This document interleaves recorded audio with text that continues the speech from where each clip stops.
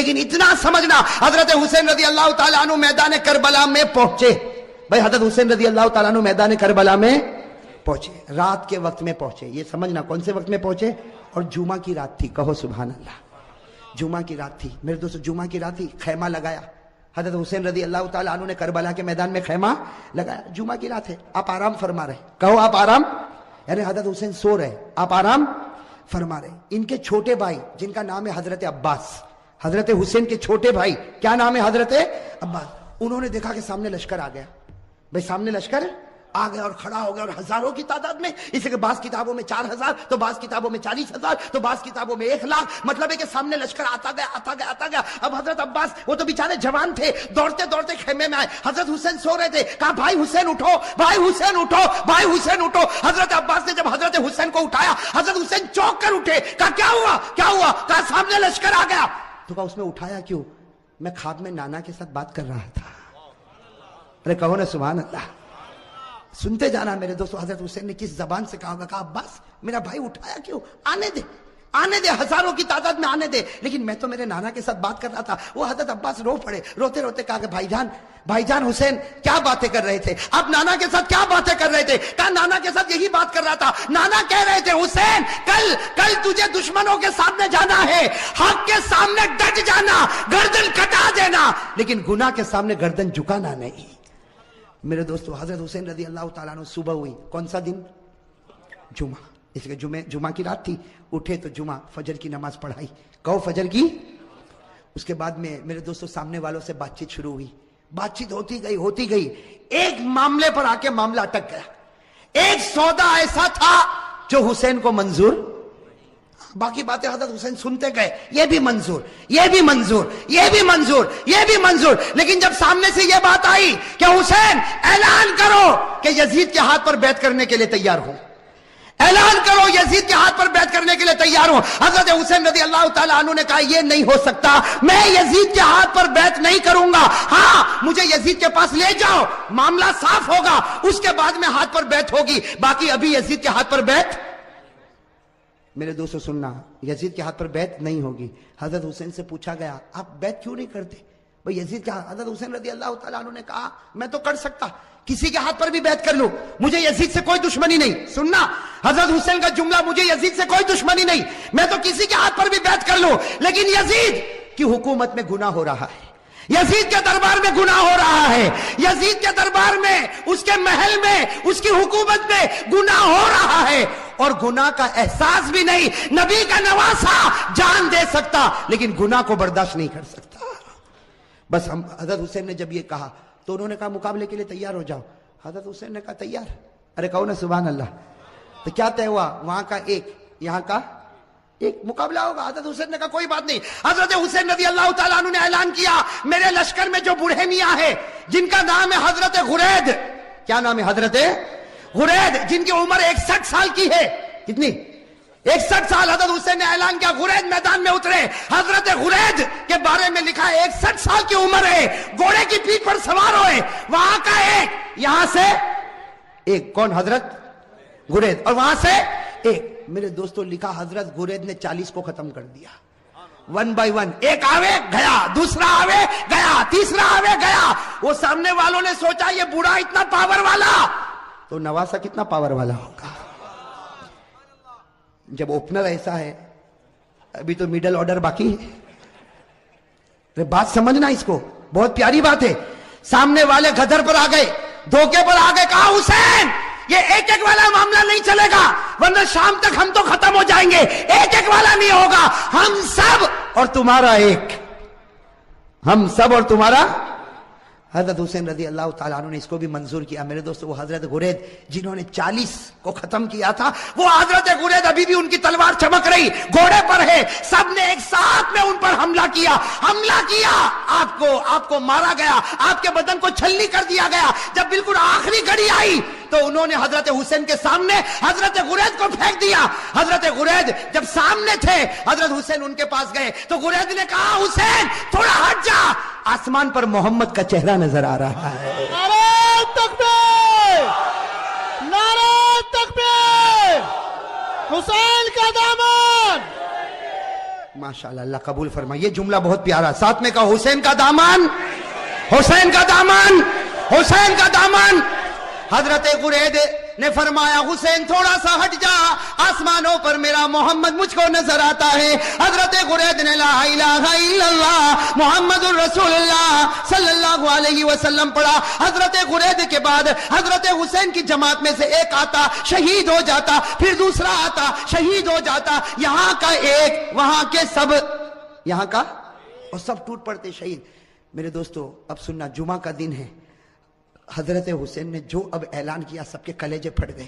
حضرت حسین رضی اللہ تعالیٰ عنہ نے اعلان کیا میرا بڑا بیٹا علی اکبر تیار ہو جائے. کہو سبحان اللہ. اب بڑے بیٹے کی عمر کتنی, 16-17 سال. اللہ اکبر. میرے دوستو ہمارا بھی بیٹا ہوگا 16-17 سال کا. تھوڑی دیر کے لیے اندازہ لگاؤ. حضرت حسین رضی اللہ تعالیٰ عنہ کو پورا یقین ہے کہ میرا 16-17 سال کا بیٹا زندہ جائے گا لیکن واپس نہیں آئے گا. میرے دوستو باپ کا تو کلیجہ ہوتا کہ نہیں ہوتا؟ باپ کو بھی تو محبت ہوتی ہے, اور حسین جیسا باپ ہو اور علی اکبر جیسا بیٹا ہو. حضرت حسین رضی اللہ تعالیٰ عنہ نے اعلان کر دیا, پورے مجمع میں سناٹا چھا گیا, عورتوں کے خیمے میں سناٹا اور کھلبلی مچ گئی. اور علی اکبر وہ فرما بردار بیٹا 16-17 سال کی عمر کا گھوڑے پر سوار ہو گیا. کہا ابا جا رہا ہوں, ابا جا رہا ہوں. حضرت حسین نے کہا بیٹا ایسے مت جا, ایک بار باپ کی پیشانی کو چوم تو لے, ایک بار باپ کی پیشانی کو چوم لے تاکہ میں بھی تو تجھ کو گلے لگا لو. میرے دوستو علی اکبر جب گھوڑے سے اترے پورے مجمع میں رونے کی آواز آئی. حضرت حسین نے اپنے کلیجے سے لگایا اور کہا بیٹا آج حق پر جاتا ہے, حق پر رہنا, اب تو نانا کے دربار میں تیری میری ملاقات ہوگی. میرے دوستو وہ علی اکبر چلے, سننا علی اکبر گئے اور بڑی دلیری کے ساتھ مقابلہ کیا. لیکن میرے دوستو 16-17 سال کا جوان اور اتنے سارے لوگ, تھوڑی دیر میں ان کے بدن کے 2 ٹکڑے کر دیے گئے. میرے دوستو علی اکبر کے بدن کے 2 ٹکڑے کیے گئے اور حضرت حسین کے سامنے ایک چھرا لایا گیا اور بڑے بیٹے کے سینے پر مارا گیا. اور میرے دوستو جب 2 ٹکڑے ہو گئے تو سامنے والوں نے اپنے گھوڑے ان لاشوں کے اوپر ڈالنا شروع کر دیا. گھوڑے دوڑتے گئے اور حضرت حسین کے بڑے بیٹے علی اکبر کی لاش کو آگے بڑھاتے گئے. میرے دوستو حضرت حسین رضی اللہ تعالیٰ عنہ تڑپ گئے, دوڑتے دوڑتے اپنے بیٹے کی لاش کو اٹھایا, ایک ٹکڑے کو اٹھایا, دوسرے ٹکڑے کو اٹھایا اور کونے پر رکھا. میرے دوستو ابھی تو بڑے بیٹے علی اکبر کی لاش کو حضرت حسین نے کونے پر رکھا, پیچھے سے عورتوں کی آواز آئی آپ کا دودھ پیتا بچہ تڑپ رہا, آپ خیمے میں واپس آؤ. حضرت حسین دوڑتے دوڑتے خیمے میں گئے, ان کا دودھ پیتا بچہ علی اصغر چھوٹا سا دودھ پیتا بچہ حضرت حسین رضی اللہ تعالیٰ عنہ نے اپنے سینے سے لگایا اور دوڑتے دوڑتے دشمنوں کے پاس گئے اور کہا تم کو مجھ سے دشمنی ہے, میرے بچے سے تو کوئی دشمنی نہیں. ارے میرے دوستو ہمارا بھی دودھ پیتا بچہ ہوگا. تھوڑی دیر کے لیے سوچو حضرت حسین نے کیسے دل سے کہا ہوگا مجھ سے دشمنی, یہ بچے سے کیا دشمنی. میرے دوستو حضرت حسین ابھی کہہ رہے کہ بچے سے کیا دشمنی, سامنے سے تیروں کی بوچھار آئی اور تھوڑی دیر میں بچے نے دم توڑ دیا. میرے دوستو لکھا حضرت حسین کے ہاتھ میں بچہ اور بچے کے سینے سے بھی خون نکل رہا, بچے کے منہ سے بھی خون نکل رہا, بچے کے دماغ سے بھی خون نکل رہا. حضرت حسین چومتے جاتے لیکن بچے کی جان نکل گئی. میرے دوستو آپ کے پاس بھی بچے ہیں, آپ کی گود میں بھی بچے ہیں, آپ کے گھر میں بھی بچے ہیں. میرے دوستو اگر آج باپ کو خبر ملے کہ میرا دودھ پیتا بچہ شہید ہو گیا, وہ باپ کا کلیجہ پھٹ جاتا. حضرت حسین کے بڑے بیٹے کے 2 ٹکڑے رکھے ہوئے, حضرت حسین کا یہ چھوٹا بچہ, اور میرے پیارے یہ چھوٹا بچہ حضرت حسین نے وہی جا کر رکھا جہاں بچے کے بڑے بچے کے 2 ٹکڑے تھے. میرے دوستو لکھا ہے حضرت حسین دونوں بچوں کے پاس بیٹھ گئے. آپ بتاؤ میرے دوستو حضرت حسین کیسا روتے ہوں گے. کبھی بڑے بچے کے ٹکڑے کے سر پر ہاتھ پھیرتے, کبھی چھوٹے بچے کے سر پر ہاتھ پھیرتے اور جملہ کہتے تھے میرے بچوں تمہارا ہنسنا بھی مجھ کو یاد ہے, اے میرے بچوں تمہارا کھانا بھی مجھ کو یاد ہے, اے میرے بچوں تمہارا ابا ابا کر کے بلانا بھی مجھ کو یاد ہے, تمہاری ہر گھڑی مجھ کو یاد ہے. میرے دوستو یہ سب کرنے کے بعد ظہر کا وقت آیا. ساتھ میں کہنا کون سا وقت آیا, جمعہ کا دن تھا, کون سا وقت آنا چاہیے. لیکن کربلا کا میدان جمعہ ہونے والی, میں میدان میں جمعہ ہوتی, گاؤں دیہاتوں میں جمعہ ہوتی. حضرت حسین نے فرمایا میرے دوستو بڑے بچے کا ٹکڑا رکھا ہوا ہے, وہ باپ نے کیسے وضو کیا ہوگا. حضرت حسین نے وضو کیا اور وضو کرنے کے بعد کہا چلو جماعت بنے گی, ظہر کی نماز ہوگی. حضرت حسین نے 2 رکعت ظہر کی نماز پڑھائی. میرے دوستو مقابلہ کرنے والے مقابلہ کرتے گئے. حضرت حسین نے ظہر کی 2 رکعت نماز پڑھائی اور اس کے بعد میں حضرت حسین نے اپنا گھوڑا لیا اور فرمایا اپنے خیمے میں فرمایا وہ پرانی چادر جو کونے میں رکھی وہ لے کر آؤ. میرے دوستو ایک بڑی چادر لائی گئی, بالکل پرانی چادر لائی گئی. حضرت حسین نے سینے سے لگایا اور کہا لو लोगों तुम्हें मालूम नहीं, ये मेरी माँ फातिमा ने अपने हाथों से बनाया था। मेरे दोस्तों, हजरत हुसैन ने कहा वो पुरानी तलवार ला कर दो। एक पुरानी टूटी हुई तलवार लाई गई। हजरत हुसैन ने वो तलवार को हाथ में लिया, कहा लोगों ये वो तलवार है जो मेरे अब्बा हजरत अली लिया करते थे। और फिर एक काला इमामा मंगवाया, एक काला इमामा पहना और कहा लोगों ये वो इमामा है जो मेरे नाना मोहम्मद रसूलुल्लाह।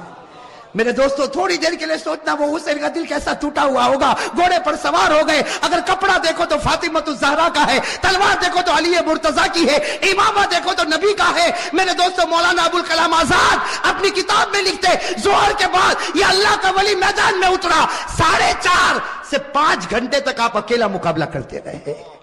नारे तकबीर, हुसैन का दामन।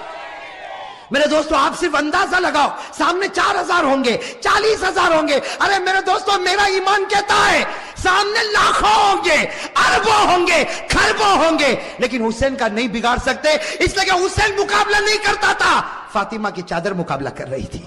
मेरे दोस्तों, हुसैन मुकाबला नहीं करता था, अली की तलवार मुकाबला कर रही थी। हुसैन मुकाबला नहीं करता था, नबी का इमामा मुकाबला कर रहा था। मेरे दोस्तों सुनना, मुकाबला चलता गया। मौलाना अबुल कलाम आजाद लिखते हैं, जरा कान खोलकर सुनना, मौलाना अबुल कलाम आजाद लिखते हैं कि आपके सर मुबारक से लेकर आपके पेट मुबारक तक 80 तलवार के जख्म लग चुके थे। और मेरे दोस्तों, पूरे खून से लहू लुहान हो गए, खून से। और मेरे दोस्तों, एक बात सुनना, जब हजरत हुसैन का जब मुकाबला चलता था, सामने से किसी ने बर्छा आपके होठ पे मारा था। किस पर मारा था? आपके होठ पर मारा था और खून गिर रहा था। और पीछे से लोग जो हजरत हुसैन की जमात में थे, वो पीछे से कहते थे कि होठ पर क्यों मारा। पीछे से आवाज आती थी कि ओ दुश्मनों, तुमने हुसैन के होठ पर क्यों मारा? ये वो होठ है जिसको नबी रोजाना चूमा करते थे, ये वो होठ है जिसको हमारे नबी चूमा करते थे। मेरे दोस्तों, कैसे लहू लुहान हो गए। अब सुनना, जो पॉइंट की बात है, हजरत हुसैन खड़े हो गए और कहा ठहर जाओ, थोड़ी देर के लिए ठहर जाओ। सब रुक गए। कहा क्या हुआ?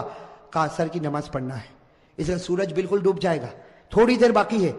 4 साढ़े 4 घंटे हो चुके, 5 घंटे हो चुके, सूरज डूब जाएगा, असर की नमाज कज़ा हो जाएगी।